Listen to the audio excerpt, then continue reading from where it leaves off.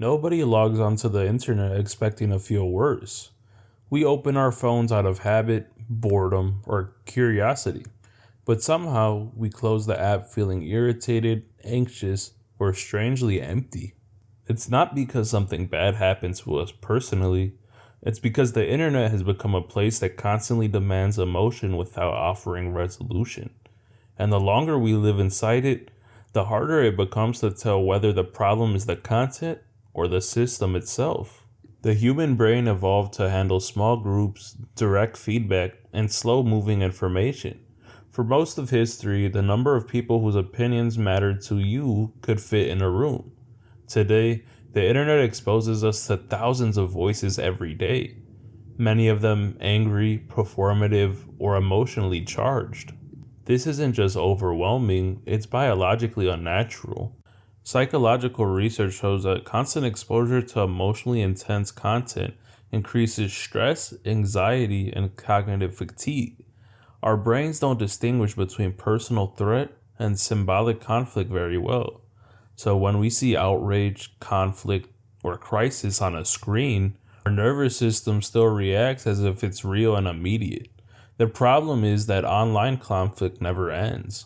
Every scroll introduces a new crisis, a new argument, a new reason to feel alarmed. Even when nothing is wrong in your actual life, the feed makes it feel like something must be wrong somewhere. This creates a low-level sense of unease that never fully shuts off. You're not panicking, you're just never at rest. Social media also amplifies comparison in ways humans were never prepared for. You're constantly shown curated versions of other people's lives, beliefs, and successes. Even when you know it's selective and performative, the comparison still happens. Over time, this erodes contentment. Researchers have linked heavy social media use to increase feelings of loneliness, dissatisfaction, and depressive symptoms. Not because people are antisocial, but because digital interaction replaced depth with volume. You interact with more people than ever, but feel less understood than before. The internet didn't make us unhappy overnight. It slowly replaced silence with stimulation, reflection with reaction, and presence with performance. And once those habits set in, they follow us everywhere. The internet is not neutral, it is optimized. And what it optimizes for is engagement. Engagement isn't measured by understanding our resolution. It's measured by clicks, comments, shares, and watch time. Content that triggers strong emotions, especially anger, consistently performs better than calm or nuanced material. Studies on social media behavior show that posts expressing moral outrage spread faster and wider than neutral information. Not because people are more immoral, but because outrage activates people. It makes them respond. Over time, platforms learn this pattern and reinforce it. Users who post emotionally charged content receive more attention. That attention encourages repetition. Gradually, outrage becomes the default tone of discourse. This creates a feedback loop where everything feels urgent and adversarial. If you're calm, you disappear. If you're measured, you're ignored. If you're angry, you're amplified.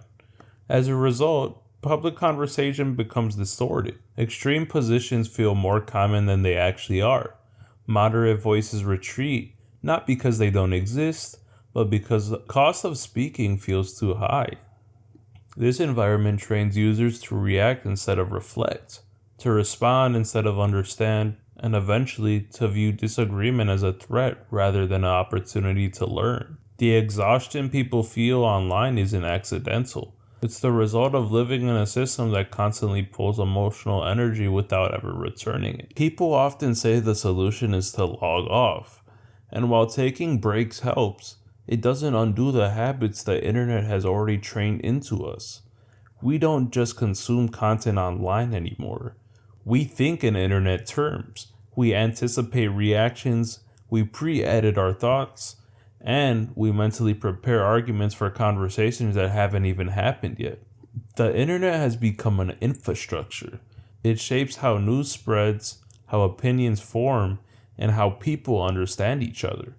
You can't fully opt out without disconnecting from society itself. So the real solution isn't disappearance, it's intention. It's learning when not to engage. It's recognizing that not every issue requires your immediate emotional response. It's remembering that most things are not as urgent as they're presented. There is power in silence. There is clarity in restraint. And there is peace in refusing to let algorithms decide what deserves your attention. The internet never stole our happiness. It fragmented it. Reclaiming it doesn't happen through outrage or optimization. It happens slowly, quietly, and without applause. And in a system built on constant reaction, that choice alone is an act of resistance.